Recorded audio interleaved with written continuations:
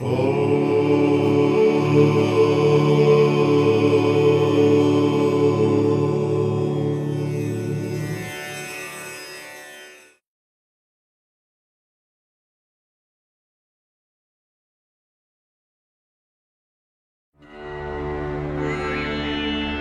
की धरती पर अनेक महान विचारक, दार्शनिक और आचार्य हुए हैं, लेकिन उन सब का चिंतन मात्र धर्म या अध्यात्म तक सीमित रहा। किसी ने भी खंड खंड भारतीय समाज को एक करके भारतीयता स्थापित करने का प्रयत्न नहीं किया। राष्ट्र के गौरव और एकता का चिंतन यदि किसी ने किया तो एकमेव महर्षि दयानंद ने युगों से चली आ रही सामाजिक उदासीनता पर प्रहार करते हुए धर्म के साथ साथ जातीय एकता का चिंतन भी समाज को दिया। महर्षि दयानंद ने जान लिया था कि जब तक राष्ट्रीय और सामाजिक एकता का बंधन मजबूत नहीं होगा, धर्म की, देश की, समाज की कोई भी उन्नति नहीं हो सकेगी। इसी कारण उन्होंने देश में एक शास्त्र, वेद और एक सर्वशक्तिमान परमेश्वर की उपासना को प्रतिष्ठित करने के लिए आजीवन प्रयत्न किया। स्वामी दयानंद मात्र सन्यासी ही नहीं थे, वेद व्याख्याता ही नहीं थे, शास्त्रों में निपुण दिग्विजयी तार्किक विद्वान ही नहीं थे, अपितु वे सच्चे अर्थों में भारतीय एकता के सूत्रधार भी थे। महर्षि दयानंद एक सच्चे युग दृष्टा, युग सृष्टा थे।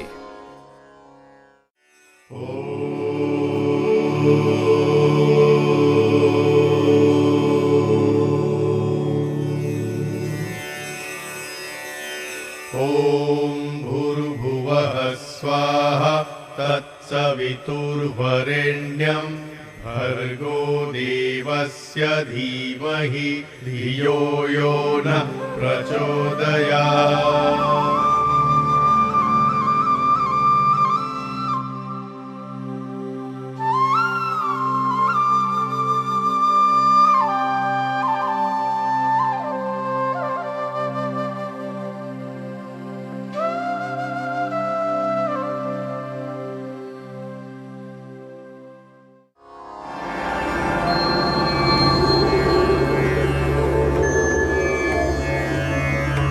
मैं हूं सृष्टि चक्र।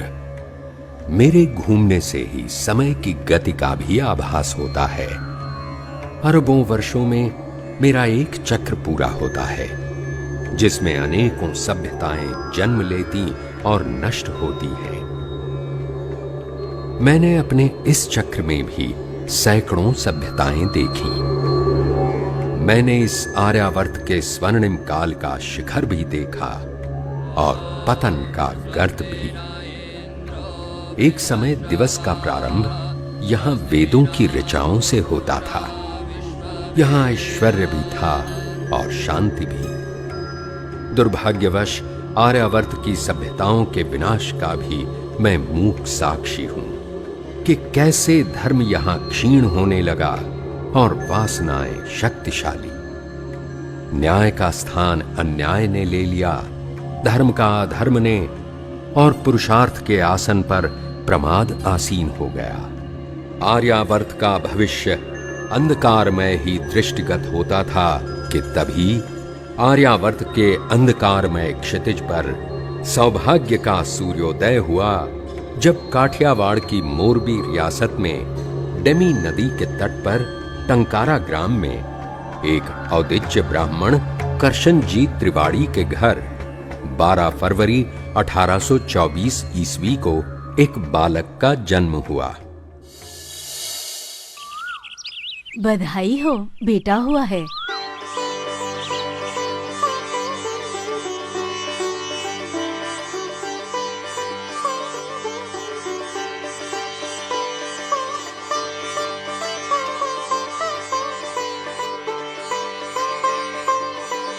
परमेश्वर ने देर से ही सही एक कुलदीपक दिया है। देखो कितना सुंदर है, आपके कुल का नाम रोशन करेगा। बालक का नाम मूल शंकर रखा गया। 5वें वर्ष में पिता ने देवनागरी अक्षर पढ़ाना प्रारंभ किया। ओम मापोरिष्ठामयो भुवस्तान ऊर्जे दधातन महेरणाय चक्षसे। 8वें वर्ष में मूल शंकर का यज्ञोपवीत हुआ और उसके बाद यजुर्वेद का अध्ययन प्रारंभ हुआ। प्रतिमुंच शुभ्रम यज्ञोपवीतम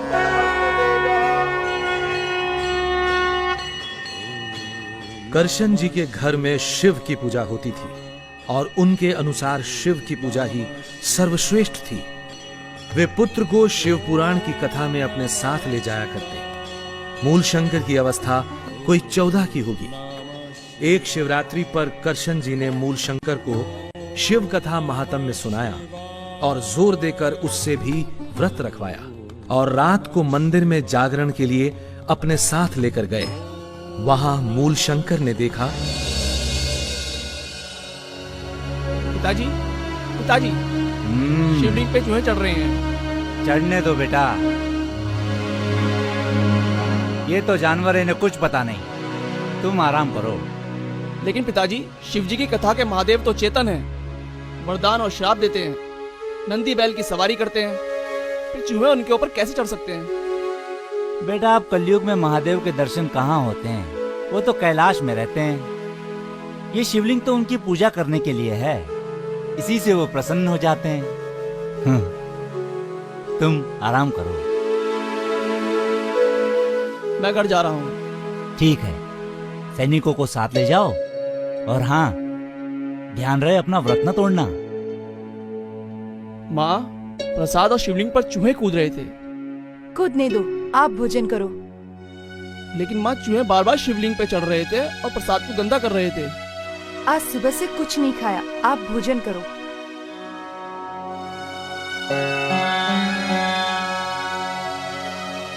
लेकिन माँ, शिव जी की कथा के महादेव तो चेतन हैं, वे अपने पर चूहों को क्यों चढ़ने देंगे? बोलो माँ, पिताजी कहते हैं असली महादेव तो कैलाश पर रहते हैं, फिर इस नकली महादेव की पूजा क्यों? मूलशंकर, तुमने अपना व्रत क्यों तोड़ा? कुछ धर्म संस्कार सीखोगे कि नहीं? पिताजी, जब ये असली महादेव ही नहीं है तो मैं इनकी पूजा क्यों करूं? जब तक असली महादेव के दर्शन नहीं होते, मैं इस पत्थर के महादेव की पूजा नहीं करूंगा।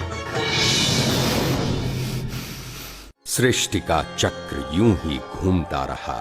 उत्पत्ति, विकास, विनाश और पुनरोत्पत्ति, शोक, विषाद, विचार सब अपनी अपनी गति से आते और जाते रहे।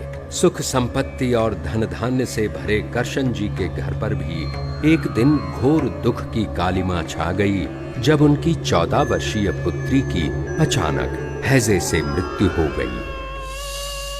किशोर मूलशंकर सोच में पड़ गया कि कैसे कुछ ही घंटे पहले तक हंसती खेलती उसकी बहन मर गई। उसके हृदय को गहरा धक्का लगा। मूलशंकर के मन में वैराग्य की जड़ पड़ गई। 5 साल बाद मूलशंकर के एक बहुत ही धर्मात्मा चाचा की भी मृत्यु हो गई। वो विचार में डूब गया कि क्या सब इसी तरह मर जाएंगे और वो स्वयं भी। ऐसा कुछ करना चाहिए जिससे मृत्यु का दुख छूट सके। मूलशंकर के मन में वैराग्य की भावना और भी गहरी हो गई। समय बीतता गया।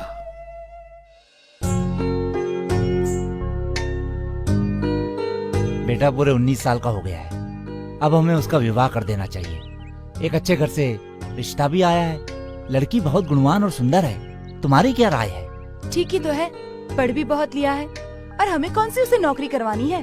संयोग देखकर बात नक्की करो। मूलशंकर, सुना है तुम्हारा विवाह होने वाला है? हाँ, घर में तो बात चल रही है, परंतु मैं गृहस्थ आश्रम नहीं करना चाहता।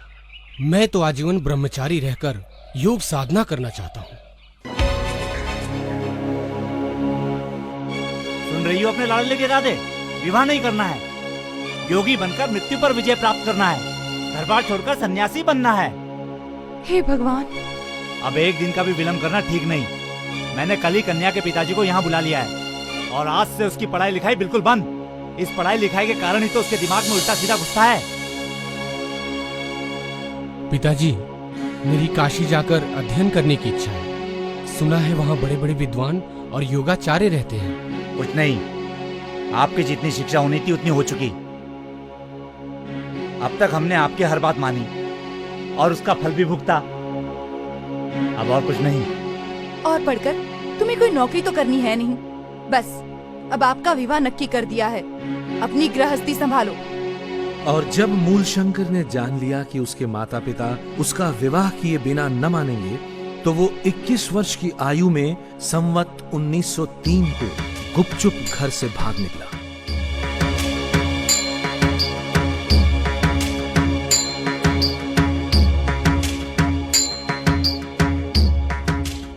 रास्ते में उसे साधुओं के वेश में कुछ ठग मिले। इधर आओ बच्चा। तुम कौन हो बच्चा, और कहाँ जा रहे हो? मेरे मन में वैराग्य की तीव्र भावना है और मैं योग साधना करना चाहता हूँ। इन कीमती वस्त्रों में साधना नहीं हो सकती है। बच्चा अगर सच्चा बैरागी बनना चाहता है तो इन आभूषणों के मोह माया से दूर हो जा। ये कर्ण श्रृंगार, ये मुद्रिका, ये सब योग साधना में बाधक हैं। जिस उद्देश्य की प्राप्ति के लिए मैंने अपने माँ बाप को भी छोड़ दिया, उसी उद्देश्य की प्राप्ति की राह में इन तुच्छ कपड़ों और आभूषणों को रोड़ा नहीं बनने दिया जा सकता।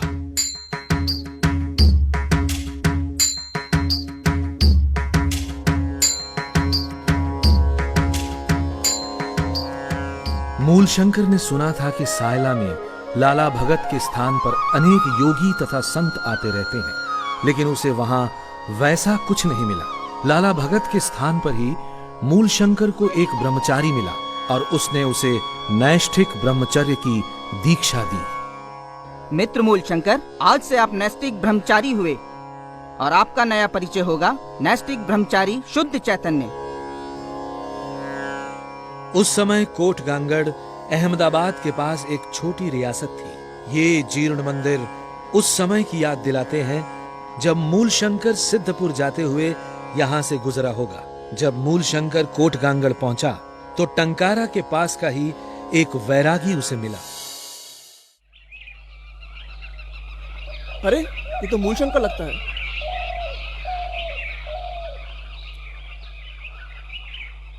मूलशंकर, तुम यहाँ ये गेरुए वस्त्र क्यों धारण किए हैं? क्या तुमने घर छोड़ दिया है? हाँ, मैंने घर छोड़ दिया है। अब कहाँ जा रहे हो? मैं कार्तिकी के मेले पर सिद्धपुर को जा रहा हूँ। इसके पिताजी को सूचना देनी चाहिए। आपका बेटा मुझे कोटगांगड़ में मिला था।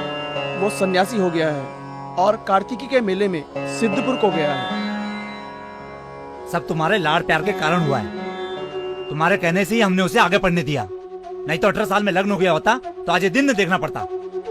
सारे जग में हंसी हो रही है, लज्जा से सर झुक जाता है हमारा। हे भगवान, ये कैसा बेटा दिया तूने।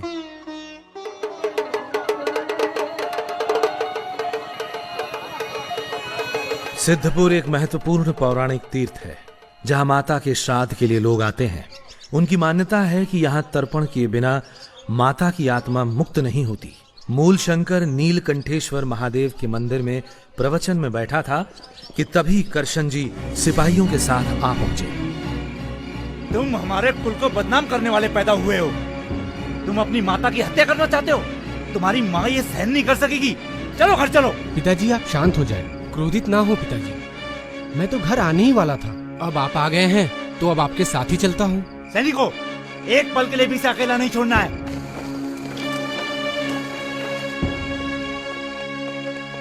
और इस प्रकार करशन जी सिपाहियों के सख्त पहरे में अपने बेटे को लेकर घर की ओर चल पड़े। लेकिन अवश्यंभावी को कौन रोक पाया है।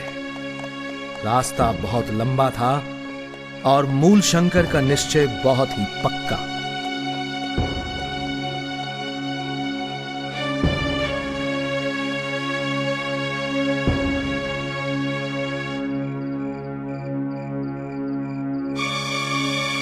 एक रात जब पहरेदार सो रहे थे तो मूलशंकर शौच के बहाने भाग निकला।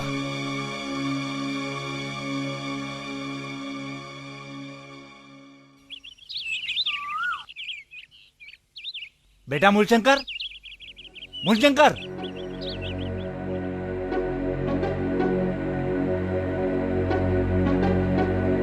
मूलशंकर, मूलशंकर कहाँ है? और कई कोस चलने के बाद एक वृक्ष के सहारे एक मंदिर की चोटी के पीछे छिपकर बैठ गया और संध्या होने के बाद मूलशंकर फिर मंदिर से उतरकर अपने रास्ते पर चल पड़ा। बचते बचते चलते हुए मूलशंकर बरोड़ा के चेतन मठ पहुंचा। वहीं उसे पता चला कि आजकल चाणोद करनाली में बड़े बड़े विद्वान रहते हैं। युवक मूलशंकर योगियों की खोज में चाणोद करनाली पहुंचा और वहां पर अनेक योगियों और पंडितों से अनेक विषयों पर वार्तालाप किया। ब्रह्मचर्य आश्रम में रसोई हाथ से बनानी पड़ती थी और अध्ययन में विघ्न पड़ता था। इस विचार से मूलशंकर की संन्यास लेने की इच्छा हुई। इसी चाणोद करनाली नगर में मूलशंकर ने संन्यास की दीक्षा ली। एक दक्षिणी दंडी स्वामी पूर्णानंद सरस्वती जो श्रृंगेरी से द्वारका मठ को जाते हुए वहां रुके हुए थे, उन्होंने ही मूलशंकर को संन्यास की दीक्षा दी। संन्यस्तं मया ओम भुवः संन्यस्तं मया। आज से विश्व आपको स्वामी दयानंद सरस्वती के नाम से जानेगा। चाणोद करनाली में स्वामी जी ने व्यास आश्रम में रहने वाले योगी योगानंद के बारे में सुना और उनसे मिलने व्यास आश्रम चले गए और योगानंद से स्वामी जी ने योगाभ्यास सीखा।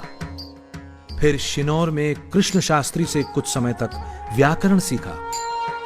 उसके बाद उत्तराखंड में और भी ऊंची योग्यता वाले योगियों और साधकों की खोज में स्वामी जी हरिद्वार की ओर चल दिए। संवत 1911 के हरिद्वार के कुंभ में होते हुए स्वामी जी टिहरी पहुंचे। उन्होंने वहां मिलने वाले अनेक तंत्र ग्रंथ देखे। मद्य, मांस, मुद्रा आदि पंचमकारों से मुक्ति होना आदि लेख उनमें देखकर स्वामी जी को बहुत खेद हुआ। स्वामी जी सिद्ध योगियों की खोज में भटकते रहे और जिससे जो मिला योग का ज्ञान प्राप्त किया।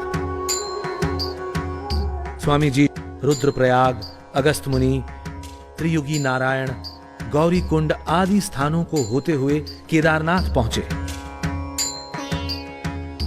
वहां से तुंगनाथ के पर्वत पर चढ़ गए। तुंगनाथ का मंदिर देखा।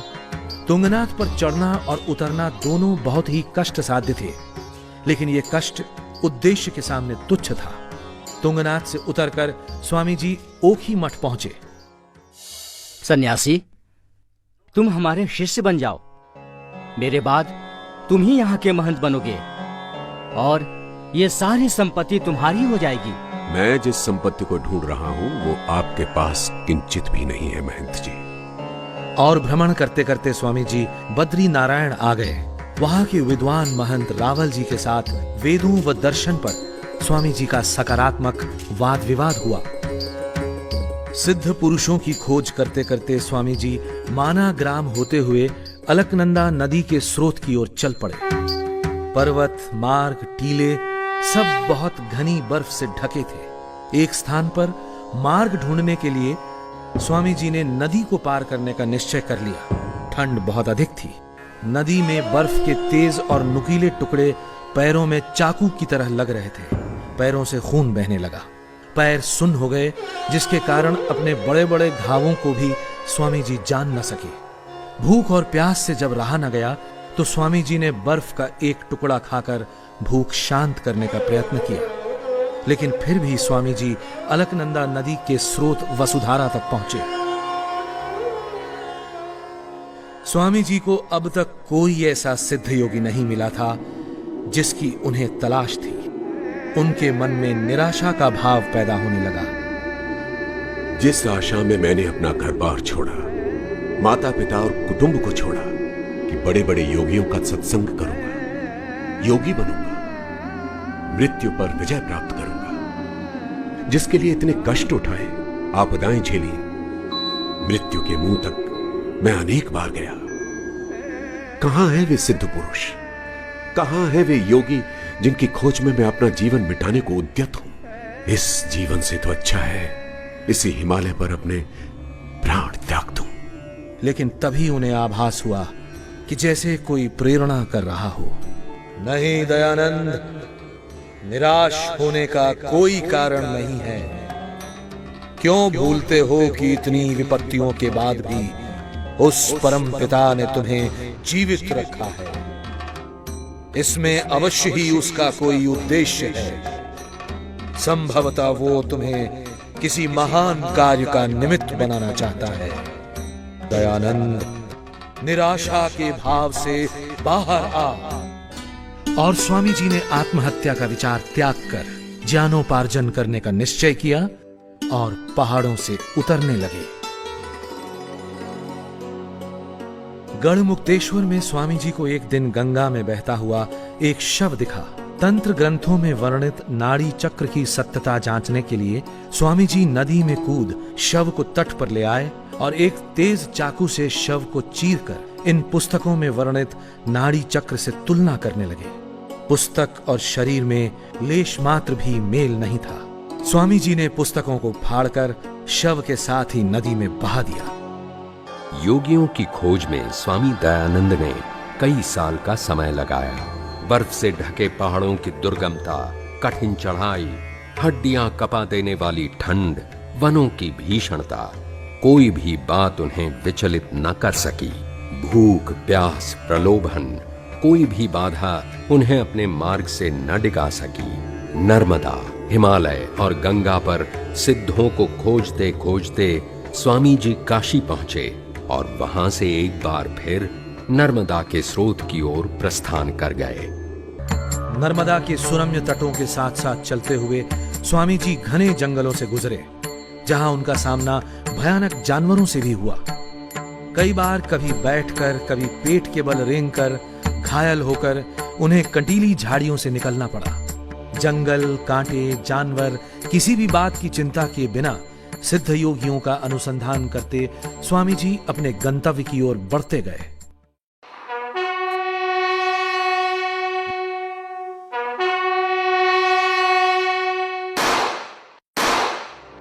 महर्षि दयानंद के जीवन वृत्त के 1857 से 1859 तक के 3 वर्षों का इतिहास में कोई एक मत ब्यौरा नहीं मिलता, लेकिन जो व्यक्ति कहता हो कि मत मतांतर के आग्रह से रहित, पक्षपात शून्य, पुत्र पर माता पिता के समान कृपा, न्याय और दया के साथ भी विदेशियों का राज्य पूर्ण सुखदायक नहीं हो सकता, वो व्यक्ति ऐसे कठिन समय में अवश्य ही कहीं स्वराज्य प्राप्ति के लिए संघर्ष कर रहा होगा। अंततः स्वामी जी सन 1860 में मथुरा पहुंचे। हरिद्वार में ही स्वामी पूर्णानंद जी ने उन्हें व्याकरण मार्तंड स्वामी विरजानंद जी के पास जाने की सलाह दी थी। गले में रुद्राक्ष की माला, शरीर पर भस्म, गेरुए वस्त्र और हाथ में लोटा लिए स्वामी जी एक दिन दंडी विरजानंद जी की पाठशाला में उपस्थित हुए। कौन है? मैं हूं दयानंद सरस्वती।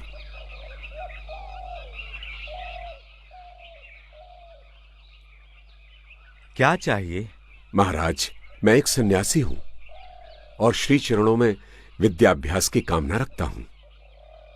हम किसी सन्यासी को शिष्य के रूप में ग्रहण नहीं करते। जिसके खाने और ठहरने का प्रबंध ना हो, वो विद्याभ्यास में मन नहीं लगा सकता। दंडी जी की इस शर्त से निराश हो स्वामी जी यमुना पर किम कर्तव्य विमूढ़ घूम रहे थे कि संयोग से एक सज्जन पुरुष अमरलाल जोशी से उनका परिचय हुआ और उन्होंने स्वामी जी के भोजन का प्रबंध कर दिया। विश्राम घाट पर लक्ष्मी नारायण मंदिर में रहने के लिए एक कोठरी भी मिल गई। श्री चरणों में दयानंद का अभिवादन स्वीकार हुआ आचार्यवर। चिरंजीवी भव। मेरे भोजन और आवास की व्यवस्था हो गई है। चिरंजीव, यदि कोई मनुष्य प्रणीत अनार्ष ग्रंथ तुम्हारे पास हो तो तुम उसे यमुना में बहा आओ, क्योंकि जब तक इन अनार्ष ग्रंथों का प्रभाव तुम्हारे मस्तिष्क पर रहेगा, तब तक आर्ष ग्रंथों का प्रकाश तुम्हारे चित्त में प्रवेश न कर सकेगा। जैसी आज्ञा गुरुदेव। दयानंद, आज मैं जिस आग को चिंगारी के रूप में तुम्हारे मस्तिष्क में स्थापित कर रहा हूं, कल वही चिंगारी एक विराट अग्निपुंज बनकर भारत भूमि के भ्रांत मतों और अंधविश्वास को जलाकर राख कर देगी।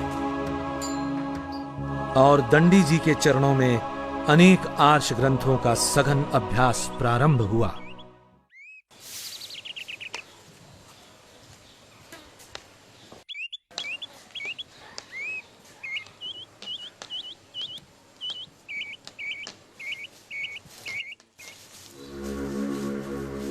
दयानंद!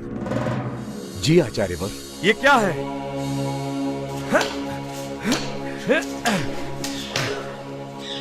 क्षमा करें आचार्यवर। दंडी जी, दयानंद एक सन्यासी है। आपको एक सन्यासी की पिटाई करना उचित नहीं है। वह दूसरे विद्यार्थियों की तरह गृहस्थ या ब्रह्मचारी नहीं है। तुम ठीक कह रहे हो। इतनी मार खाकर भी उस कुलक्कर ने यही कहा। आचार्यवर, आपके कोमल हाथों को कष्ट हुआ होगा। मेरा शरीर तो श्रम और कष्ट उठा उठाकर पाषाण के समान कठोर हो गया है। मुझे क्षमा करें। कुलक्कर कहीं का। जड़िया जी, दंडी जी के श्री चरणों में मेरा समय समाप्त हो चुका है। उन्हें गुरुदक्षिणा में देने के लिए मेरे पास कुछ भी नहीं है, लेकिन परंपरा का निर्वाह तो करना ही होगा। आप आदेश करें, हम आपकी क्या सेवा कर सकते हैं? आप तो सदैव ही सहायक रहे हैं। आप ये सुझाएं कि मैं इस अवसर को कैसे निभाऊं। मैं तो ठहरा सन्यासी। दंडी जी को लवंग बहुत पसंद है, ये तो आपको भी पता है। आप उन्हें थोड़ी लवंग गुरुदक्षिणा में दे दें। लेकिन लवंग आएगी कहां से? आप सन्यासी हैं और मैं गृहस्थ। आपकी सेवा करना मेरा दायित्व है। आप लवंगों की चिंता छोड़कर गुरुदक्षिणा की तैयारी करें। बहुत बहुत धन्यवाद। आपका ये उपकार जीवन भर याद रहेगा। गुरुदेव, ये तुच्छ गुरुदक्षिणा स्वीकार कर कृतार्थ करें। क्या लाए हो दयानंद? गुरुदेव, आपका प्रिय पदार्थ लवंग। दयानंद, हम पर इस मातृभूमि का बहुत ऋण है। वो इन मुट्ठी भर लवंगों से नहीं उतर सकता। मैं तुमसे किसी धन की दक्षिणा नहीं चाहता। मैं चाहता हूं तुम्हारे जीवन की दक्षिणा। कर सकते हो तो करो प्रतिज्ञा कि जब तक तुम जीवित रहोगे आर्यवर्त में आर्ष ग्रंथों और वेदों की महिमा स्थापित करोगे, अनार्ष ग्रंथों का खंडन करोगे और भारतवर्ष में वैदिक धर्म की स्थापना करने में अपने प्राण भी अर्पित कर दोगे। दे सकते हो तो दो गुरु दक्षिणा, कर सकते हो तो करो प्रतिज्ञा। तथास्तु गुरुदेव। दंडी जी की पाठशाला छोड़कर 1863 में स्वामी जी आगरा आ गए। स्वामी जी ने आगरा से जयपुर होते हुए राजपुताने के अनेक नगरों का भ्रमण किया और गुरु जी को दी हुई प्रतिज्ञा पर कार्य प्रारंभ करने का निश्चय किया। पुष्कर में इसी ब्रह्मा जी के मंदिर में स्वामी जी ने निवास किया था। यही है वो कोठरी जहां स्वामी जी एक बार ठहरे थे। यहां स्वामी जी ने अवैदिक मतों का खंडन प्रारंभ किया।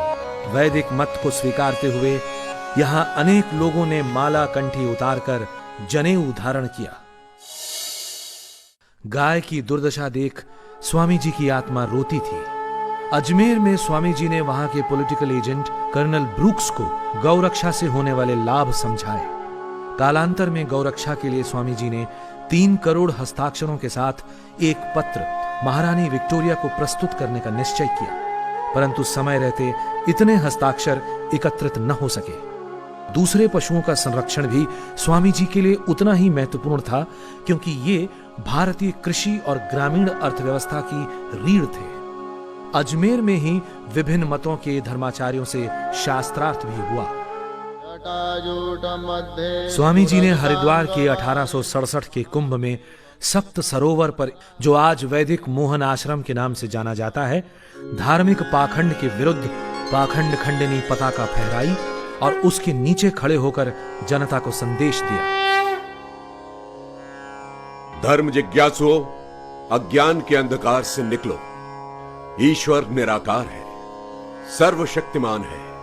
उसका कोई रूप नहीं, कोई आकार नहीं। उसे किसी माध्यम की, किसी अवतार की आवश्यकता नहीं।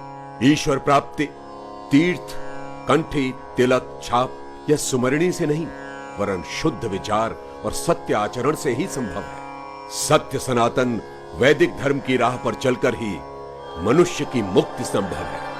आओ लौट चले वेदों की ओर, आओ लौट चले वेदों की ओर। स्वामी जी को घोर शोक हुआ कि साधु समाज मूल सत्य सनातन वैदिक धर्म को भुलाकर संकीर्णताओं में बट गया है। उनके मन में समाज कल्याण की तीव्र भावना उत्पन्न हुई और अपने पास की प्रत्येक वस्तु, कपड़े, पुस्तकें, धन सब उन्हें इष्ट सिद्धि में बाधा प्रतीत होने लगे। और ओम सर्वम वै पूर्णम स्वाहा कहते हुए स्वामी जी ने अपना सब कुछ जनता में बांट दिया और इष्ट सिद्धि होने तक मात्र संस्कृत में बात करने और गंगा तट पर विचरण करने का व्रत ले लिया।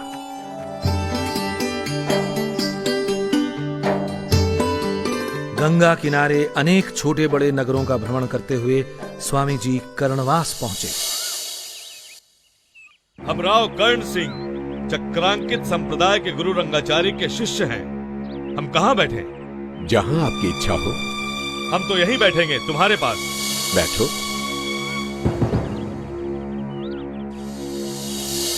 लेकिन मस्तक पर यह तिलक क्यों लगाया है? तिलक लगाने से ईश्वर प्राप्त नहीं होता। स्वामी, ये हमारा परम मत है। यदि तुमने इसका खंडन किया तो हम बहुत बुरी तरह पेश आएंगे। सत्य कहते हुए सिर भी कटता है तो चिंता नहीं। और यदि तुम लड़ाई करना चाहते हो तो जाकर राजपूताना के राजाओं से करो। और यदि शास्त्रार्थ करना है तो वृंदावन से अपने गुरु को बुलवा लो और प्रतिज्ञा लिखवा लो कि यदि वो हार जाए तो अपना मत छोड़ दे, अन्यथा मैं अपना मत छोड़ दूंगा। स्वामी, हम चाहें तो इस तलवार को तुम्हारे पेट में घुसेड़ दें, लेकिन हमारा सन्यासी धर्म हमें इसकी आज्ञा नहीं देता। महर्षि दयानंद ने नगर नगर, ग्राम ग्राम घूमकर शास्त्रार्थों के द्वारा अपने प्रतिद्वंदियों को परास्त किया। दयानंद के अमोघ अस्त्र शास्त्रार्थ के सामने बड़े बड़े धर्म योद्धा धराशायी हो गए। मुरादाबाद में राजा जय कृष्णदास की कोठी के ये भग्नावशेष प्रत्यक्षदर्शी हैं उस ऐतिहासिक शास्त्रार्थ के जो यहाँ पादरी डब्ल्यू पार्कर और स्वामी जी के बीच हुआ था। ये शास्त्रार्थ 15 दिनों तक चला था। इसमें अनेक विषयों पर वाद विवाद हुआ था। इस शास्त्रार्थ की विशेषता ये थी कि इसे स्वयं वहां के कलेक्टर ने आयोजित किया था। वहां उपस्थित अंग्रेज ये देखकर दंग रह गए थे कि एक सन्यासी राजनीति शास्त्र पर भी धारा प्रवाह बोल सकता है।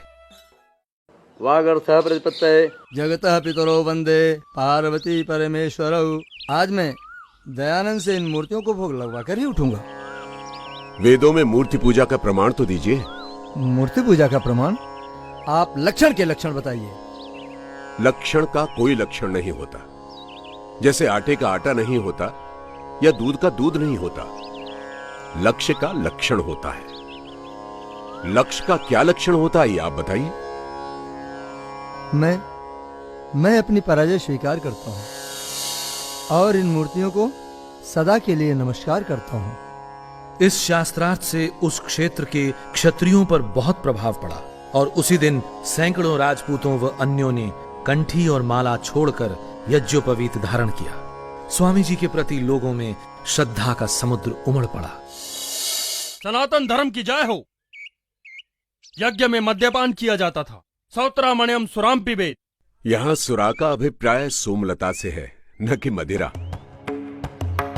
मद्यपान सभी प्रामाणिक शास्त्रों में वर्जित है। आप सन्यासी के लक्षण बताइए। केश, मूछ, दाढ़ी, नख दूर करे, पात्र, दंड और कुसुम के वस्त्र धारण करे और किसी प्राणी को पीड़ा न देता हुआ सदा नियम में रहकर विचरण करे। आप ब्राह्मण के लक्षण कहिए। ब्रह्मम जानाति ब्रह्म। आप भाषा में बोल सकते हैं। धातु समर्थ होता है या असमर्थ? अष्टाध्यायी 2:1 के अनुसार धातु समर्थ होता है। तो असमर्थ किसे कहते हैं? सापेक्षो असमर्थो, अपेक्षा करने वाला असमर्थ होता है। ये महाभाष्य का वचन है। ये महाभाष्य का वचन नहीं है। हम जो कहते हैं हमारा वचन महाभाष्यकार के वचन से कम नहीं है। आप महाभाष्यकार पातंजलि मुनि के सामने किसी गणना में नहीं है। पांडित्य का इतना गर्व है तो बताइए, कलम किसकी संज्ञा है?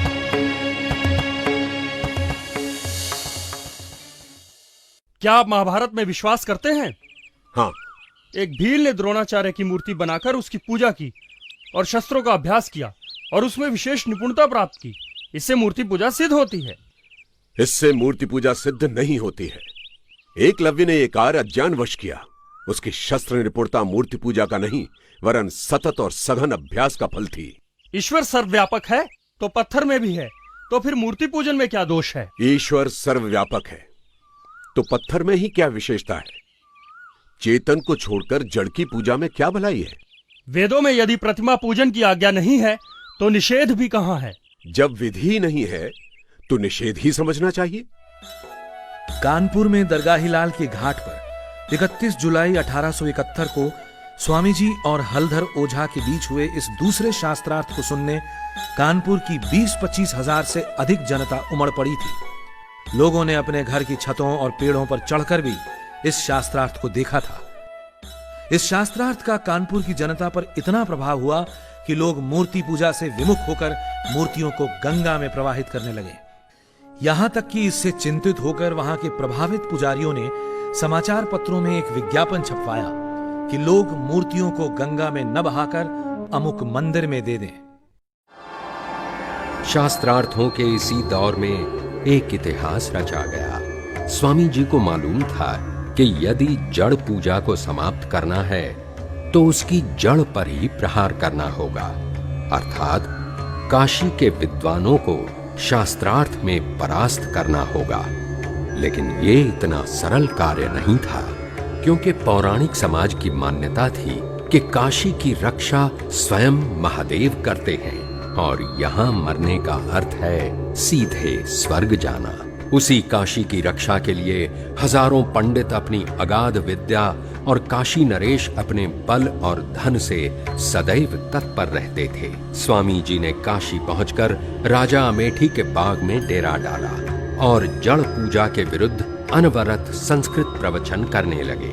परमेश्वर की अनुकंपा से स्वामी जी ने हजारों पंडितों की विद्या, काशी नरेश के अनंत वैभव और महादेव के अनेक विकराल अनुचरों का सामना करते हुए मूर्ति पूजा के दृढ़तम दुर्ग पर आक्रमण करने का निश्चय किया। काशी नरेश ने क्षुब्ध होकर काशी के पंडितों और विद्वानों को बुलाकर कहा, आप लोग उससे शास्त्रार्थ कीजिए।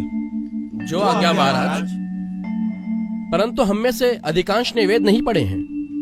वेदों और अन्य शास्त्रों को देखने और समझने के लिए थोड़ा सा समय चाहिए। काशी नरेश की जय हो। काशी के पंडित समूह ने एकजुट होकर स्वामी जी पर प्रहार करने की योजना बनाई। ज्ञान से, छल से, कपट से, चरित्र हनन से, अपमान से, जैसे भी हो सके स्वामी जी को मिटाने पर डट गए। अंततः शास्त्रार्थ का दिन आ पहुंचा। स्वामी जी के एक अनुयायी ने शंकाग्रस्त होकर कहा, महाराज, आज बहुत भीड़ होगी और आपके पक्ष का तो वहाँ कोई भी नहीं होगा। आपको वहाँ नहीं जाना चाहिए। बलदेव, सत्य का सूरज अकेले ही अंधकार की सेना पर विजय पाता है। प्राणों के भय से ईश्वर की आज्ञा का उल्लंघन नहीं किया जा सकता। जो होगा देखा जाएगा। जाओ, शौर के लिए एक नाई को बुला लाओ। जो आज्ञा प्रभु। शास्त्रार्थ के दिन शास्त्रार्थ स्थल पर 50,000 से अधिक की भीड़ उमड़ पड़ी। काशी के पंडित पालकियों में बैठकर चंवर डुलवाते हुए और अपनी जय बुलवाते हुए शास्त्रार्थ स्थल पर पहुंचे। इस शास्त्रार्थ में काशी के शीर्षस्थ 27 पंडितों ने भाग लिया। प्रबंध में जानबूझकर अव्यवस्था पैदा कर दी। स्वामी जी के पक्ष वालों को बाग में प्रवेश ही नहीं करने दिया गया और शास्त्रार्थ आरंभ हुआ। क्या आप वेदों का प्रमाण स्वीकार करते हैं? हाँ। वेदों में मूर्ति पूजा का कोई प्रमाण हो तो दिखाइए। आनंदमयो अभ्यासात, दिखलाइए कि ये सूत्र वेद मूलक हैं। जब तक समस्त वेद को देख न लिया जाए इस प्रश्न का उत्तर नहीं दिया जा सकता, क्योंकि समस्त वेद शास्त्र तो पंडितों में से भी किसी को उपस्थित नहीं है। सभी वेद शास्त्र यदि तुम्हें उपस्थित नहीं थे तो काशी में शास्त्रार्थ करने क्यों चले आए थे? क्या आपको सब कुछ उपस्थित है? ब्राह्मणान इतिहासान पुराणानी, इस वाक्य में पुराणी शब्द पुराणों के लिए आया है। पुराण शब्द यहाँ विशेषण है, किसी पुस्तक विशेष का नाम नहीं। ये वेद मंत्र है। यज्ञ समाप्तो शतयाम दशमे दिवसे पुराण पाठम शृणुयात्। और पुराण शब्द यहाँ विशेषण नहीं है।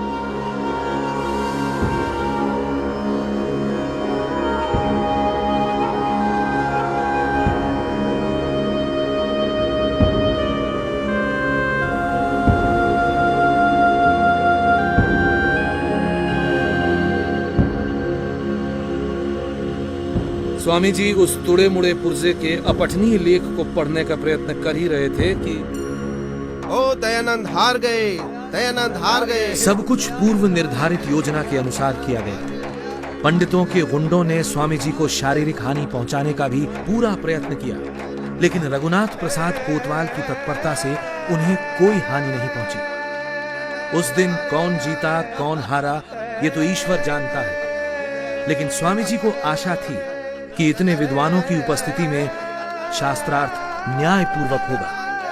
अनेक दिनों तक चलने वाला शास्त्रार्थ कुछ ही घंटों में समाप्त कर दिया गया और वेदों में मूर्ति पूजा न होने की सच्चाई स्थापित होने से रह गई। घोर शोक की बात है कि आर्यावर्त के लोग अपने ही जैसे दूसरे मनुष्यों को अछूत कहकर उनसे घृणा करते हैं। जो लोग कुत्तों को छू सकते हैं, बिल्लियों से खेल सकते हैं, भैंसों, ऊंटों तथा और भी गंदे जंतुओं को छू ही नहीं खा भी लेते हैं, वही लोग दूसरों को अछूत समझें, उन्हें शिक्षा तक का अधिकार नहीं। ये कैसा न्याय है, कैसा धर्म है?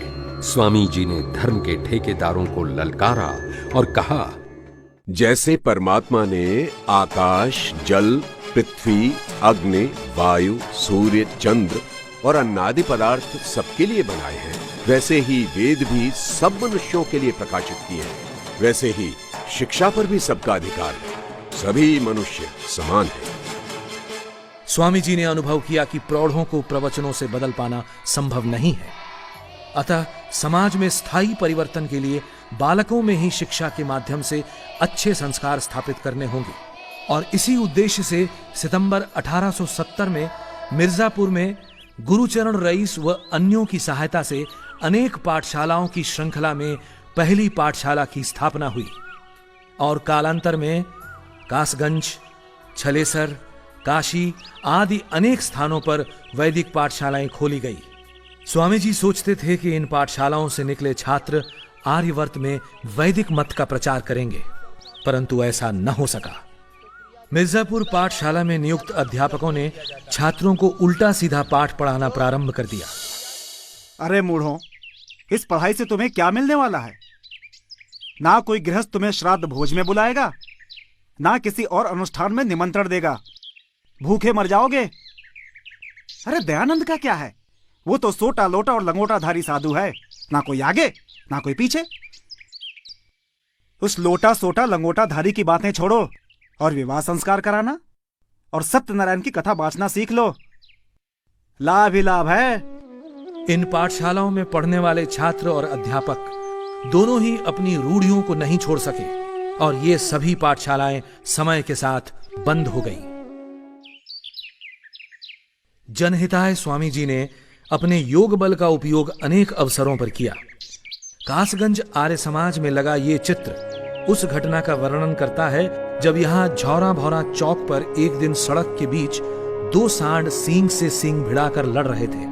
स्वामी जी ने थोड़ी देर तो प्रतीक्षा की, फिर वे उन लड़ते हुए सांडों के निकट पहुंचे और उन्हें सींगों से पकड़कर पीछे की ओर धक्का दे दिया। लोग डर गए। धक्का जोर से पड़ा और सांड डर कर भाग गए और अवरुद्ध मार्ग खुल गया।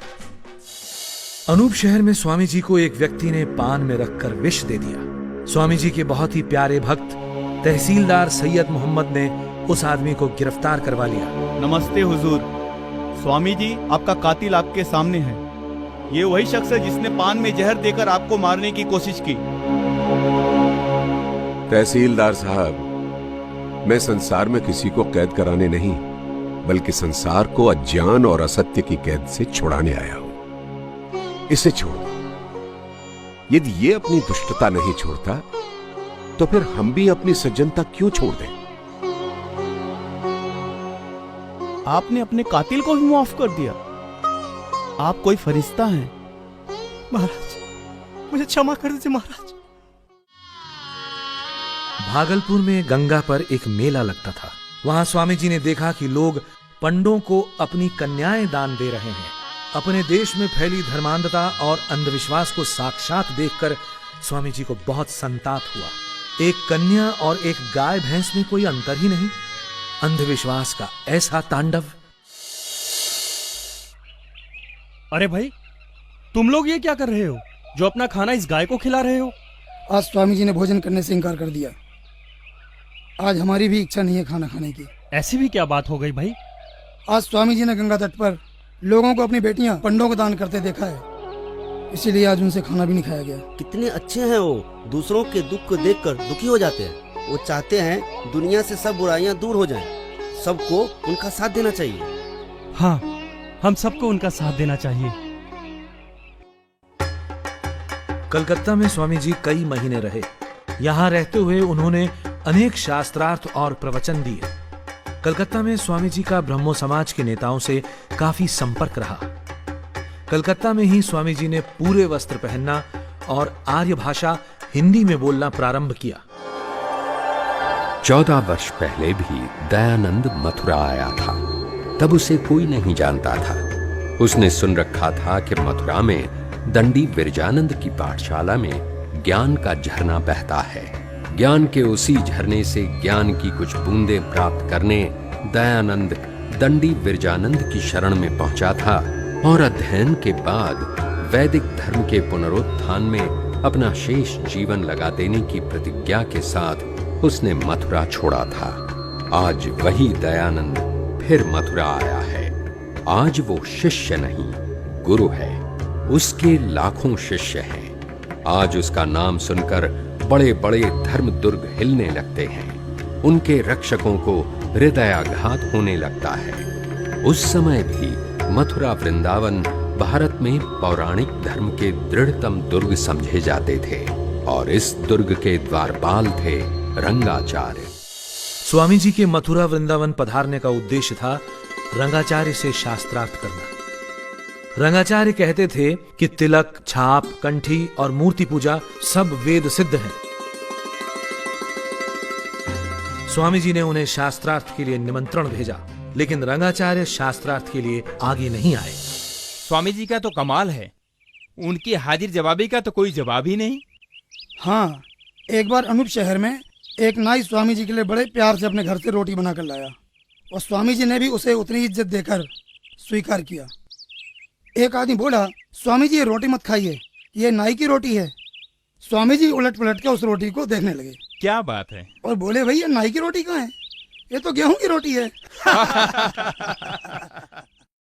1874 में जब स्वामी जी काशी में थे तो स्वामी जी के एक श्रद्धालु राजा जय कृष्णदास ने उनसे आग्रह किया कि महाराज, समस्त जनता तक आपके उपदेश पहुंचे, इस उद्देश्य से आपको अपने विचार पुस्तक के रूप में छपवाना चाहिए, क्योंकि न तो आप स्वयं सर्वत्र जा सकते हैं और न सभी लोग आपके प्रवचनों को स्वयं सुन सकते हैं। और उनके सुझाव पर 12 जून 1875 को स्वामी जी ने सत्यार्थ प्रकाश लिखवाना प्रारंभ किया। स्वामी जी बोलते जाते थे और श्री चंद्रशेखर लिखते जाते थे। सत्यार्थ प्रकाश नामक ग्रंथ 4 महीने से भी कम समय में तैयार किया था। इसमें सैकड़ों ग्रंथों से उद्धरण दिए गए हैं। इस ग्रंथ में मुख्यतः इन विषयों पर ऋषि ने अपने विचार लिखे। परमेश्वर के गुण और स्वभाव पर आधारित नामों की व्याख्या, संतानों की शिक्षा, ब्रह्मचर्य और पठन पाठन की व्यवस्था, सत्यासत्य ग्रंथों के नाम और पढ़ने पढ़ाने की रीति, विवाह और गृहस्थ आश्रम, वानप्रस्थ एवं सन्यास की विधि, राजधर्म, वेदेश्वर विषय, विद्या अविद्या, बंध और मोक्ष, सृष्टि की उत्पत्ति स्थिति एवं प्रलय, आचार अनाचार और भक्ष्याभक्ष्य विषय, देशी और विदेशी मतों पर। स्वामी जी के ऋषि होने का प्रमाण सत्यार्थ प्रकाश से मिलता है, जिसमें उन्होंने 1875 में ही नमक और जंगलात के कानून की अनीति और अन्याय को अनुभव करते हुए अपनी राय दी कि ये दोनों ही वस्तुएं शासन के नियंत्रण में नहीं होनी चाहिए। सत्यार्थ प्रकाश ने अनेक क्रांतिकारियों को देश पर मर मिट जाने की प्रेरणा दी। राम प्रसाद बिस्मिल, शहीद भगत सिंह, चंद्रशेखर आजाद, स्वामी श्रद्धानंद, लाला लाजपत राय, वीर सावरकर, श्याम जी कृष्ण वर्मा और भाई परमानंद जैसे वीरों की एक लंबी सूची है। गुरु को दी हुई प्रतिज्ञा का निर्वाह करते करते स्वामी जी दिसंबर 1874 को मुंबई आ गए। मुंबई में ही श्री गोपालराव देशमुख के आग्रह पर स्वामी जी ने वेद भाष्य लिखने का निश्चय किया। महाराज, एक विनती है। कहिए। आज तक वेदों के जितने भी भाष्य हुए हैं वे आपको मान्य नहीं है, तो फिर सत्य और असत्य का निर्णय कैसे हो? महाराज, आपको इस दिशा में कुछ करना चाहिए। आपको वेदों का एक ऐसा भाष्य लिखना चाहिए जो हर दृष्टि से प्रामाणिक हो। आप उचित ही कह रहे हैं बाबू गोपाल राव, यही समय की मांग भी है। हम वेदों का भाष्य अवश्य करेंगे। धन्यवाद। और स्वामी जी ने ऋग्वेद का भाष्य प्रारंभ किया। अपने भक्तों के आग्रह पर मुंबई में स्वामी जी ने आर्य समाज की स्थापना की। 10 अप्रैल 1875 को गिरगांव रोड पर डॉक्टर माणिक जी की बागवाड़ी में शाम 5:30 बजे आर्य समाज स्थापित हुआ। इस आर्य समाज की स्थापना के रूप में पाखंड और असत्य का अंधेरा दूर करने के लिए जिस एक दीपक का प्रज्वलन हुआ, वो आगे चलकर सहस्त्रों आर्य समाजों की विशाल दीपमाल का अंग बना। मुंबई की जनता पर स्वामी जी के व्यापक प्रभाव से विरोधी हताश होने लगे और मूर्ति पूजा खंडन बंद करने के बदले में उन्हें शिवजी का अवतार घोषित करने का प्रलोभन भी दिया गया। यह बड़ी चिंता का विषय है कि हमारे समाज के सैकड़ों व्यक्ति दयानंद के अनुयायी बनते जा रहे हैं। इसे रोकना होगा। इसके लिए एक ही उपाय दिखता है। वो क्या महाराज? उसे प्रलोभन देना होगा। दयानंद के पास एक प्रस्ताव भेजा जाए। यदि वह जड़ पूजा का खंडन बंद कर दे तो हम सब उसके अनुयायी बन जाएंगे और उसे शिव का अवतार घोषित कर दिया जाएगा। असंभव। जिस अंधेरी खाई से हम इस समाज को निकालना चाहते हैं, हम स्वयं उसी में गिर जाएं? संभव नहीं। सिद्धांतों के साथ समझौता संभव नहीं। न्यायमूर्ति महादेव गोविंद रानाडे और महादेव मोरेश्वर कुंटे के आग्रह पर धर्मचक्र को आगे बढ़ाते हुए स्वामी जी पूना पहुंचे।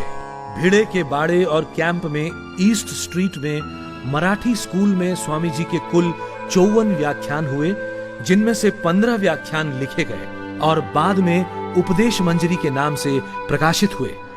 पूना का एक पौराणिक वर्ग नहीं मानता था कि वर्ण जन्म पर नहीं बल्कि कर्म पर आधारित है और वेदों पर सबका अधिकार है।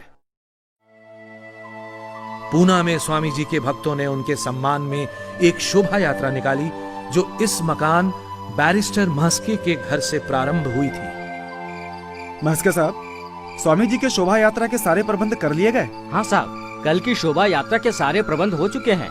हाथी, घोड़े, बैंड बाजे सब प्रबंध हो चुके हैं। उनकी सुरक्षा का भी हमें पूरा ध्यान रखना होगा और कुछ सेवक हर समय स्वामी जी के आसपास रहेंगे और स्वामी जी को बिल्कुल आभास नहीं होना चाहिए। आप स्वामी जी से हाथी पर बैठने का आग्रह कीजिए। उनकी शान तो हाथी पर बैठने में ही है। विनती करके देख लेंगे। वैसे स्वामी जी मना कर देंगे, वो पैदल ही चलना पसंद करेंगे। विरोधियों ने भी एक विरोध यात्रा निकाली। दयानंद की शोभा यात्रा की पूरी तैयारी हो गई है? हाँ साहब, सब तैयारी हो गई है। दयानंद गधे का झूल और उसके स्वागत के लिए गोबर, कीचड़, पानी, ईंट वगैरह सब इंतजाम हो गया है साहब। दयानंद जिंदगी भर पूना को याद रखेगा। हमारे गधे का नाम होगा गर्दबानंद सरस्वती। दयानंद की यात्रा के साथ साथ गर्दबानंद सरस्वती की यात्रा भी भिड़े के बाड़े में साथ ही पहुंचेगी। वहां सभी घरों में उनके स्वागत की सारी सामग्री रखवा दी गई है। जैसे ही उनकी शोभा यात्रा वहां पहुंचेगी, गोबर, ईंट, कीचड़ से उसका स्वागत होगा।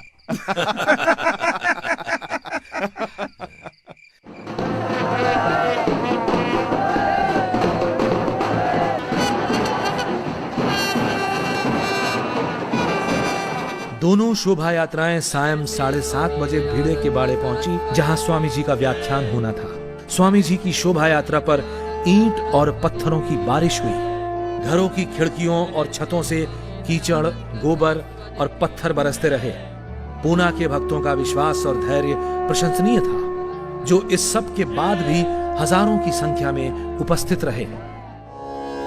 शाहजहांपुर जिले के चांदापुर गांव के दो जमींदार भाइयों ने आपसी धार्मिक मतभेदों को हमेशा के लिए मिटाने के उद्देश्य से चांदापुर में एक मेला आयोजित किया। इसमें देवबंद के मौलवी मोहम्मद कासिम, बरेली के पादरी स्कॉट और आर्य धर्म के प्रतिनिधि के रूप में स्वामी जी ने भाग लिया। इस मेले में परमेश्वर ने जगत को किस वस्तु से, किस समय और किस उद्देश्य से रचा, ईश्वर सर्वव्यापक है या नहीं, ईश्वर न्यायकारी और दयालु किस प्रकार है, वेद, बाइबल और कुरान के ईश्वरवाणी होने का क्या प्रमाण है, मुक्ति क्या है और वो कैसे प्राप्त होती है, इन 5 विषयों पर सकारात्मक वाद विवाद हुआ। इस मेले का नाम था ब्रह्म विचार मेला। वैदिक धर्म की सच्चाई के सामने कोई न ठहर सका। मुक्ति क्या है? दुखों से छूटने का नहीं, बल्कि पापों से बचने और स्वर्ग में पहुंचने का नाम मुक्ति है। खुदा की मर्जी है, जिसे चाहे मुक्ति दे, जिसे चाहे ना दे। यदि हाकिम किसी पे नाराज हो जाए तो उसे और भी कड़ा दंड दे सकता है, और खुश हो जाए तो उसे छोड़ सकता है। सब दुखों से छूटकर सच्चिदानंद स्वरूप परमात्मा को प्राप्त होकर सदा आनंद में रहने और जन्म मरण में न गिरना ही मुक्ति है, और यह मात्र सत्कर्मों से ही प्राप्त हो सकती है। अच्छा, आप लोग ये बताएं, ईश्वर ने सृष्टि को कब और कैसे बनाया? खुदा ने इस सृष्टि को अपने स्वरूप से बनाया है। कब और कैसे बनाया है, ये सवालात गैर जरूरी है। हमें रोटी खाने से मतलब है, न कि कब पकी, कैसे पकी, कहां पकी। इससे ईश्वर ने सृष्टि को नास्ति से बनाया। उसके बनाने के वर्षों का हमें ज्ञान नहीं। इस संसार के सुख के लिए ये सृष्टि रची गई है। ईश्वर ने सृष्टि को कब बनाया, इसका उत्तर केवल वैदिक धर्म ही दे सकता है। वैदिक धर्मानुसार सृष्टि को बने हुए प्रायः 2 अरब वर्ष हुए हैं। ज्योतिष शास्त्र में ये संख्या लिखी है और भूगर्भ शास्त्र भी इसकी पुष्टि करता है। ओ भाइयों, ओ दयानंद की लोकप्रियता इतनी बढ़ती गई ना, तो हम लोग बेरोजगार हो जाएंगे और भूखों मरने की नौबत आ जाएगी हमारी। जब से दयानंद लाहौर आया है, मेरी गद्दी जजमानों से खाली हो गई है। 1 हफ्ते से जन्मपत्री कुंडली तक बनवाने नहीं आया कोई। इसका क्या उपाय करें? लाहौर के जितने बड़े रईस हैं ना, वो हम में से किसी न किसी के जजमान हैं। उनसे कह दो दयानंद नास्तिक है, अंग्रेजों का एजेंट है, कोई भी उसे घर में, अपने बाग में शरण ना दे। और सबसे पहले जहाँ वो रह रहा है ना, उसे वहाँ से निकलवा के सड़क पे खड़ा कर दो। बस यही एक उपाय बचा है उसका, और दूसरा कोई नहीं। और फिर देखते हैं कितने रह गए वेदांत का प्रचार करता है, वड्डा आया वेदांत वाला। स्वामी जी जिस बाग में ठहरे हुए थे, वहां से उन्हें निकलवा दिया गया। आश्चर्यजनक रूप से लाहौर के एक मुस्लिम डॉक्टर खान बहादुर रहीम खान ने प्रसन्नतापूर्वक अपनी कोठी स्वामी जी को ठहरने के लिए दे दी। 24 जून 1877 को डॉक्टर रहीम खां की कोठी पर ही लाहौर आर्य समाज की स्थापना हुई। यहीं पर स्वामी जी ने मुंबई में रचे गए आर्य समाज के नियमों में संशोधन किया और 10 नियम रखे गए जो आज भी प्रचलित हैं। लाहौर से स्वामी जी ने पूरे पंजाब की यात्रा की। अब तक लगभग पूरे पंजाब के सभी बड़े नगरों में आर्य समाज स्थापित हो चुके थे और प्रजा में तेजी से वेद मत का संचार हो रहा था। जालंधर में स्वामी जी के एक व्याख्यान में वैश्यागमन संबंधी स्वामी जी की कुछ कड़वी परंतु सत्य बातों को सुनकर सरदार विक्रम सिंह रुष्ट हो गए।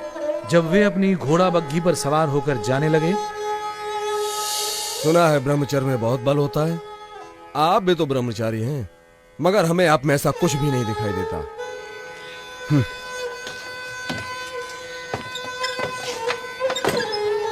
चलो कोचवान।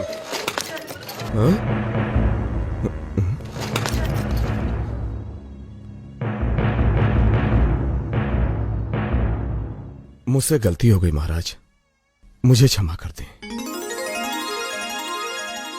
रुड़की अंग्रेजी राज्य का छोटा सा सुंदर नगर।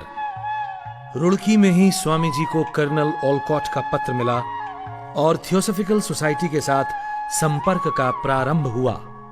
इसी थॉमसन कॉलेज के पुस्तकालय से पंडित त्रिलोकीनाथ ने मैक्स मूलर द्वारा अनुवादित वेद पुस्तकें मंगाकर यह सिद्ध करने का असफल प्रयत्न किया था कि मूर्ति पूजा वेद विहित है। रुड़की में स्वामी जी ने डार्विन के सिद्धांत जैसे विषयों पर व्याख्यान दिए, जिससे वहां का शिक्षित समाज बड़ा प्रभावित हुआ।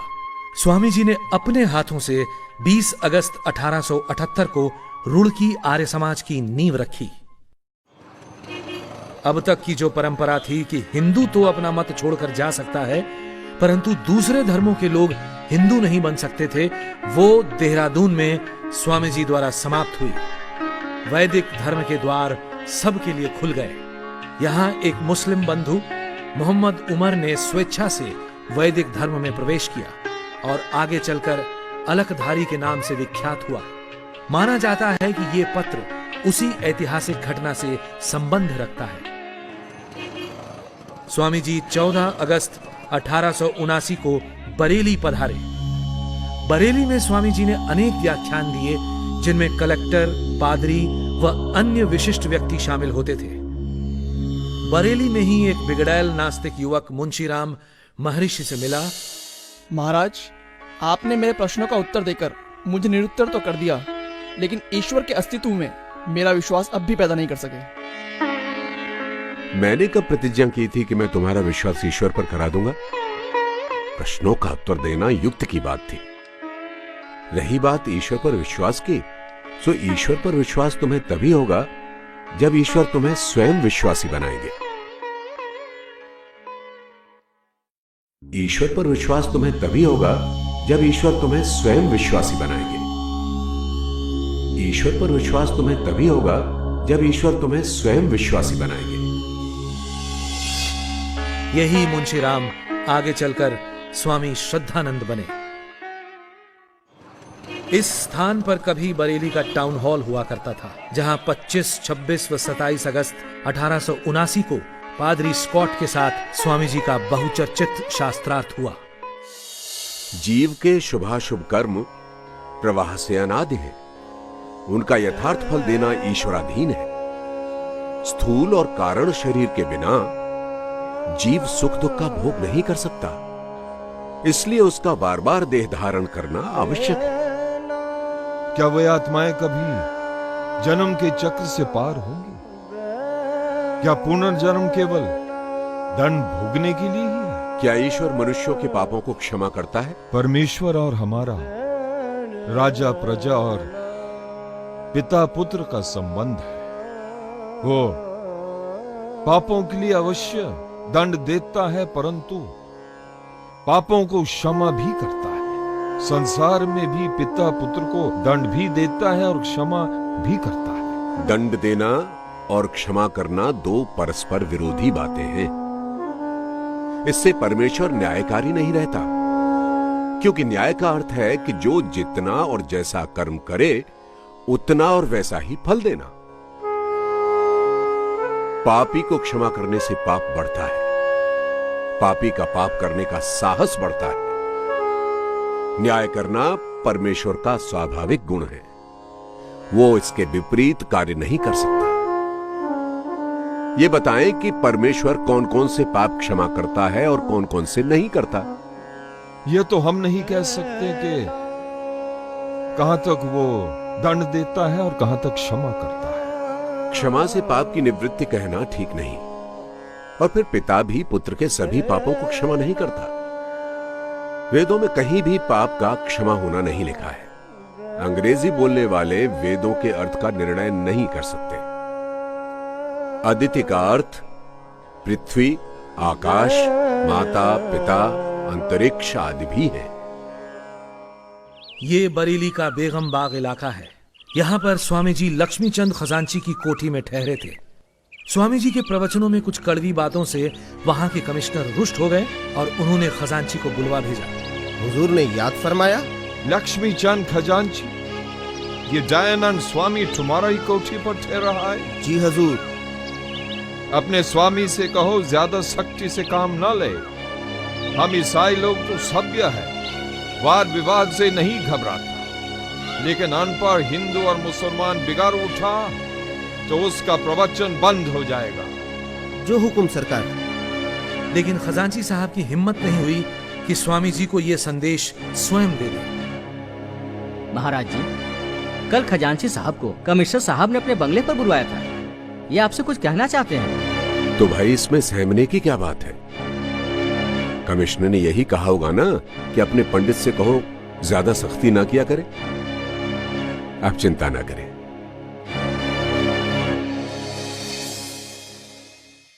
कोई कहता है कि सत्य ना बोलो, कलेक्टर नाराज हो जाएगा। सत्य ना कहो, नहीं तो कमिश्नर गुस्सा करेगा। चक्रवर्ती राजा ही क्यों ना हो, हम सत्य कहकर ही रहेंगे। शरीर तो अनित्य है, इसकी रक्षा के लिए अधर्म करना व्यर्थ है। परंतु मुझे वो शूरवीर दिखाओ जो मेरे आत्मा का नाश कर सकता हो। और जब तक ऐसा शूरवीर पैदा नहीं हो जाता, मैं ये सोचने को भी तैयार नहीं कि मैं कभी सत्य को दबाऊंगा। अमेरिका वालों यानी कर्नल ओलकॉट और मैडम ब्लवत्स्की के बहुत आग्रह पर बरेली में ही स्वामी जी ने अपने जीवन चरित का कुछ अंश भी लिखा। ये दर्दनाक घटना स्वामी जी की नजरों के सामने फर्रुखाबाद में घटी। एक बूढ़ी औरत अपने जवान बेटे का शव गंगा किनारे लाई। वो इतनी निर्धन थी कि शवदाह के लिए लकड़ी भी नहीं जुटा पाई, और साथ आए पुरुषों की सहायता से उसने वो शव गंगा में बहा दिया। घोर शोक कि हमारा देश इतना निर्धन हो गया है कि एक मृत शरीर को लकड़ी तक नहीं मिल सकती। अंधविश्वासों के तले पिस रही जनता को जगाने के लिए स्वामी जी ने अपनी लेखनी को और तेज करने का निश्चय किया, लेकिन उनके ग्रंथ कोई आसानी से नहीं छापता था। सो स्वामी जी ने एक प्रिंटिंग प्रेस स्थापित करने का निश्चय किया, और माघ शुक्ल 2 संवत 1936 को काशी में लक्ष्मी कुंड पर मेरठ और फर्रुखाबाद की आर्य समाजों तथा राजा जय कृष्णदास की सहायता से एक प्रिंटिंग प्रेस की स्थापना हुई, जिसका नाम आर्य प्रकाश यंत्रालय रखा गया। आज वही प्रिंटिंग प्रेस अजमेर में वैदिक यंत्रालय के नाम से स्थित है। यह मशीन स्वामी जी ने स्वयं अपने हाथों से खरीदी थी। स्वामी जी का मानना था कि यदि पूरी आर्य जाति का विकास करना है तो स्त्रियों को शिक्षित करना होगा।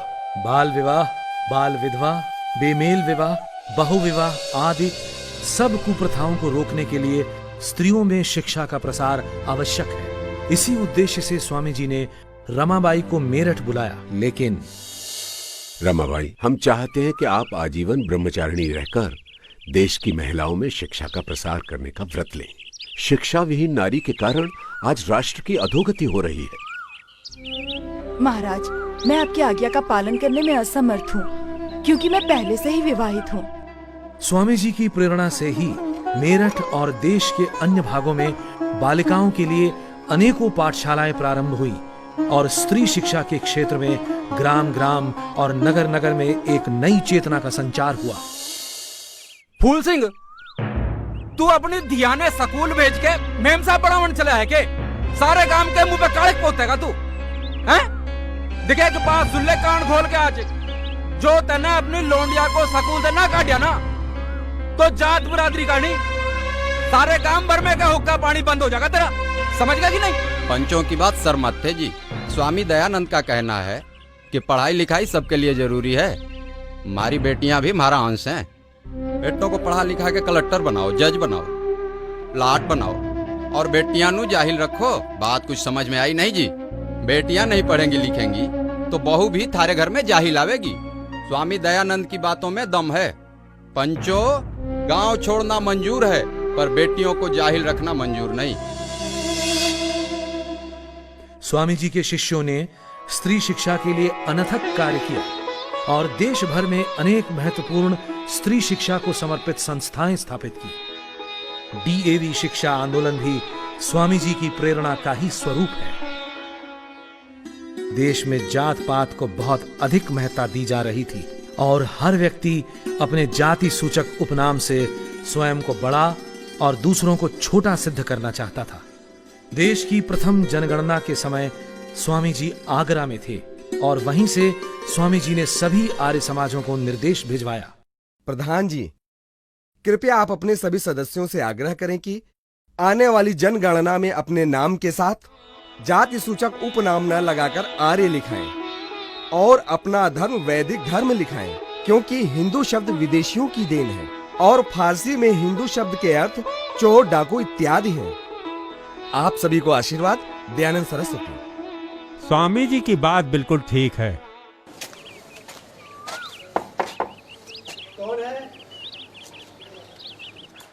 नमस्ते। नमस्ते जनाब, हम देश की पहली जनगणना के सिलसिले में आए हैं। आपसे चंद सवाल पूछना चाहते हैं। पूछिए जनाब। श्रीमान, आपका नाम? सुखराम। जाति? आर्य। आर्य? आर्य क्या है? आप तो ब्राह्मण है ना? इस देश का वैदिक नाम आर्यवर्त है और इस देश में रहने वाले सभी आर्य हैं। महर्षि दयानंद के उपदेश से हमने जात पात को मानना छोड़ दिया है। धर्म हिंदू? जी जनाब, सनातन वैदिक धर्म। नमस्ते। नमस्ते। स्वामी जी चाहते थे कि भारतीय भी दूर दराज के स्थानों में जाकर वाणिज्य करके समृद्ध बने। यदि अंग्रेज 7 समंदर पार करके यहाँ आकर व्यापार कर सकते हैं तो आप क्यों नहीं। स्वामी जी की यह हार्दिक इच्छा थी कि भारतीय युवक जर्मनी जाकर तकनीकी प्रशिक्षण प्राप्त करें और देश को समृद्ध बनाएं। स्वामी जी ने जर्मनी के एक प्रोफेसर वाइस के साथ इस विषय में लंबा पत्राचार भी किया था। राजपुताना के अनेक बड़े राजा और महाराजा स्वामी जी के शिष्य बन गए थे और शासन के अनेक विषयों पर स्वामी जी से मार्गदर्शन प्राप्त करते थे।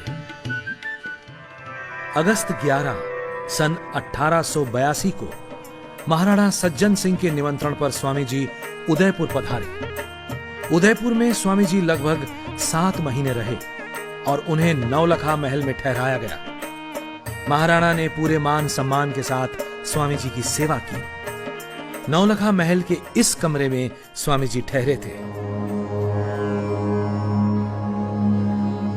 स्वामी जी के आग्रह पर उदयपुर महाराज ने अनेक समाज सुधार के कार्यों को अपने राज्य में लागू किया और अपने महल में नित्य हवन भी करने लगे थे। एक दिन महाराणा ने शायद स्वामी जी की परीक्षा ली। आप एकलिंग महादेव के महंत बन जाएं, सारा राज्य आपके अधीन हो जाएगा, क्योंकि शैव यहाँ राजधर्म है और लाखों रुपए मंदिर की आय है। ये हास्य का विषय नहीं है राजन।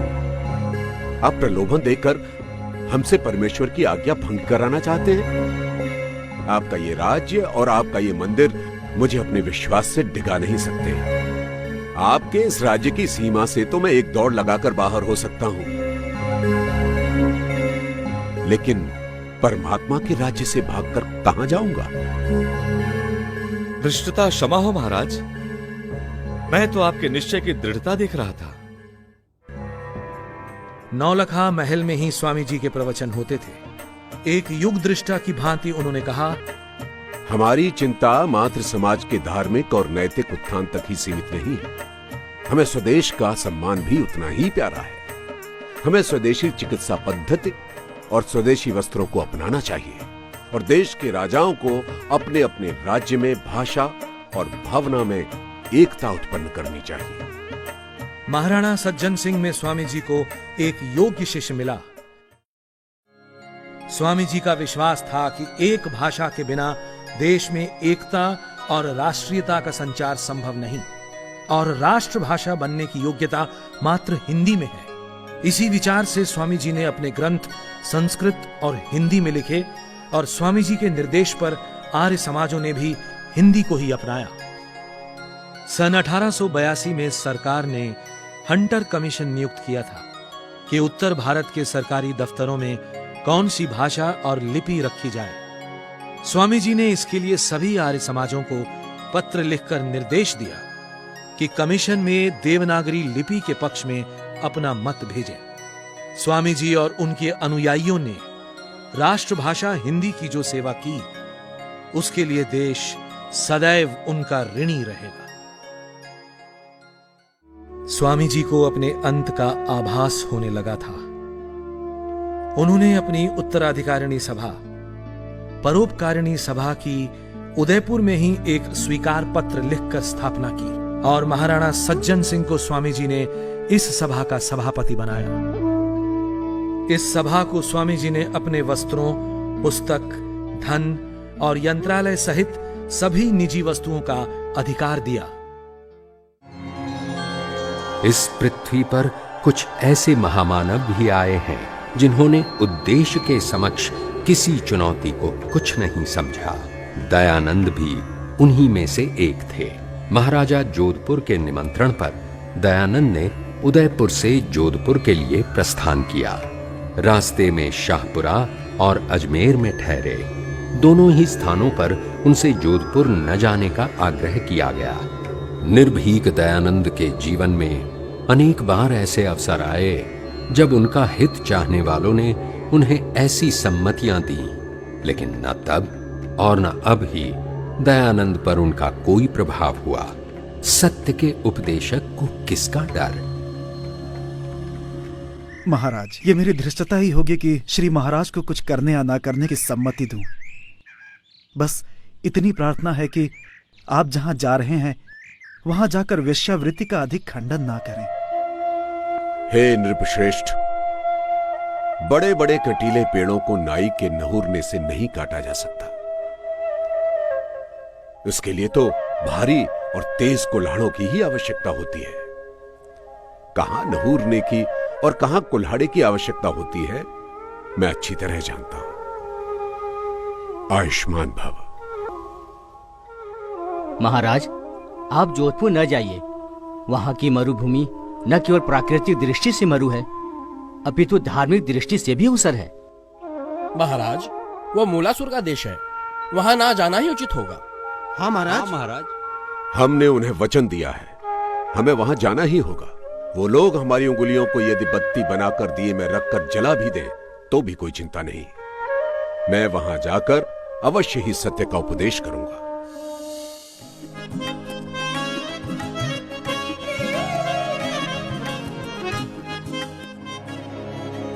जोधपुर में स्वामी जी को इसी फैजुल्ला खां की कोठी में ठहराया गया था।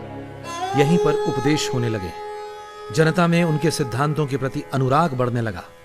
उन्होंने कहा, क्षत्रियों को, राजाओं को, महाराजाओं को चरित्रवान बनना चाहिए, क्योंकि प्रजा की रक्षा रोगी शरीर और वेश्याओं के चंगुल में फंसे व्यसनी राजा नहीं कर सकते, वरन स्वस्थ और चरित्रवान राजा ही कर सकते हैं। याद रहे, एक तरफ जहां मनुष्य मात्र को यज्ञोपवीत धारण करने का अधिकार है, तो वहीं अपने आचरण से गिर गए व्यक्ति से यज्ञोपवीत उतरवाया भी जा सकता है। एक दिन जब स्वामी जी महाराजा से मिलने उनके महल में पहुंचे तो महाराजा के पास उनकी विशेष कृपा पात्र नन्ही भगतन बैठी हुई थी। कहिए नन्ही जी, राज्य में सब ठीक ठाक है? कुछ ही दिनों में गवर्नर राज्य के दौरे पर आने वाले हैं और स्वामी जी की सेवा में भी कोई कमी नहीं रहनी चाहिए। महाराज, जब से स्वामी दयानंद जी जोधपुर पधारे हैं, हमारी सुध लेने की तो आपको फुर्सत ही नहीं है। आपका सारा वक्त बस रेजिडेंट और स्वामी जी की खातिर में ही जाता है। अपनी नन्ही को तो जैसे आप भूल ही गए। ऐसी बात नहीं है। दरअसल स्वामी जी की बातों का प्रभाव ही कुछ ऐसा है कि। महाराज, स्वामी जी पधार रहे हैं। नन्ही, आप तुरंत चलिए। पालकी उठाते समय पालकी का एक सिरा थोड़ा झुक गया तो महाराजा ने अपने कंधे का सहारा दे दिया। स्वामी जी ने वो सब कुछ देख लिया। राजन, राजा को अपनी मर्यादा को नहीं भूलना चाहिए। राजा सिंह के समान होता है, उसे अपनी मर्यादा अनुसार ही वर्तना चाहिए। बड़े शोक का विषय है कि राजा प्रजा के कल्याण को भूलकर राग रंग में खोया हुआ है। जोधपुर में स्वामी जी लगभग 4 महीने रहे। महाराजा स्वयं को वैदिक धर्मी कहने लगे। प्रशंसकों और विरोधियों दोनों की संख्या बहुत बढ़ी। रानी सा,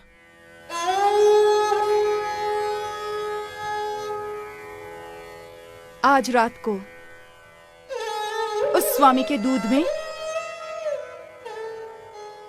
ये पुड़िया मिलाकर देना है तुझे।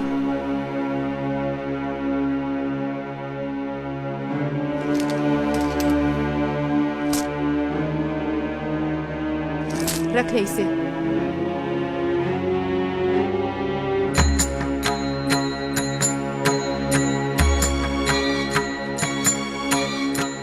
स्वामी जी को राजपुताने के राजाओं महाराजाओं से बहुत आशा थी।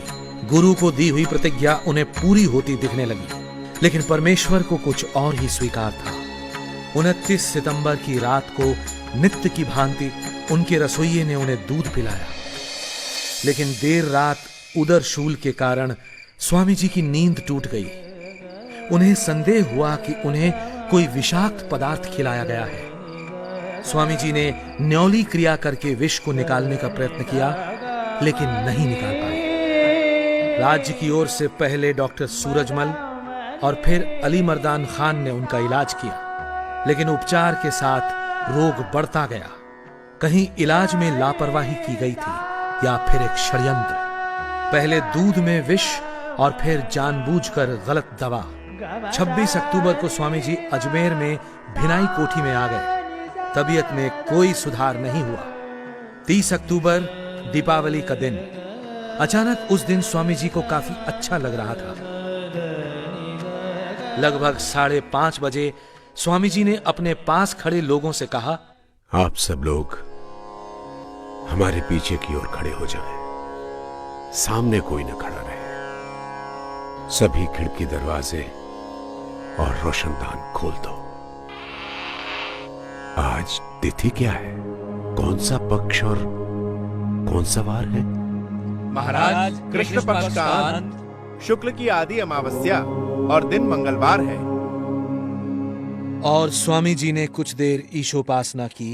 ओम य आत्मदा बलदा यस्य विश्व उपासते प्रशिशं यस्य देवा यस्य छायामृतं यस्य मृत्युः कस्मै देवाय हविषा विधेम। हे दयामय सर्वशक्तिमान ईश्वर, तेरी यही इच्छा है, तेरी यही इच्छा है। तेरी इच्छा पूर्ण हो।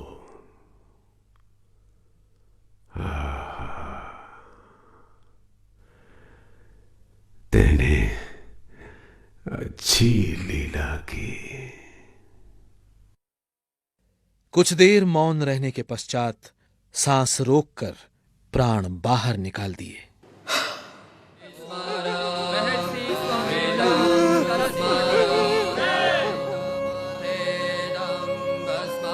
स्वामी जी की इच्छा के अनुसार उनका दाह संस्कार ही किया गया। धन्य है अजमेर नगर का ये मलूसर शमशान घाट, जहां पूज्य स्वामी जी के जीवन की अंतिम यात्रा पूर्ण हुई।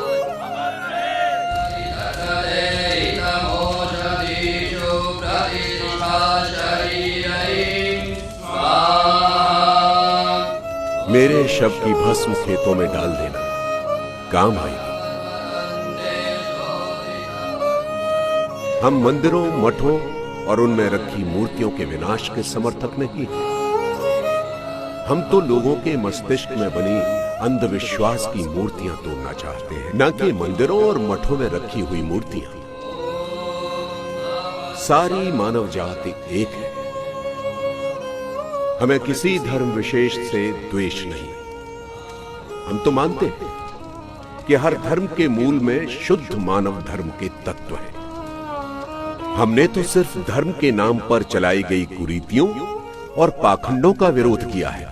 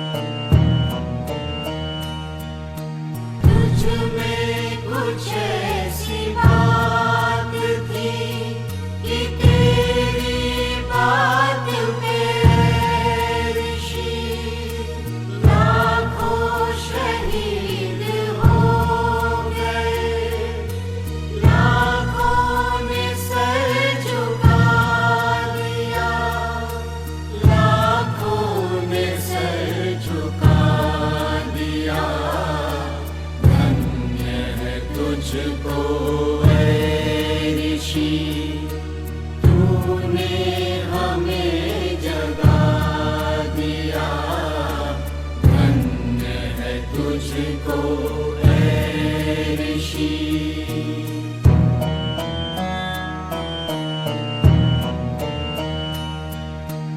अब लाओ और दलितों का सर फिर से ऊंचा कर गया, खुद ही जहर को पी लिया, अमृत हमें पिला दिया, अमृत हमें पिला दिया।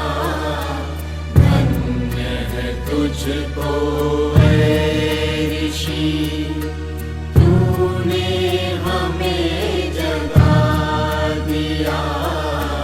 धन्य है तुझको ऐ ऋषि।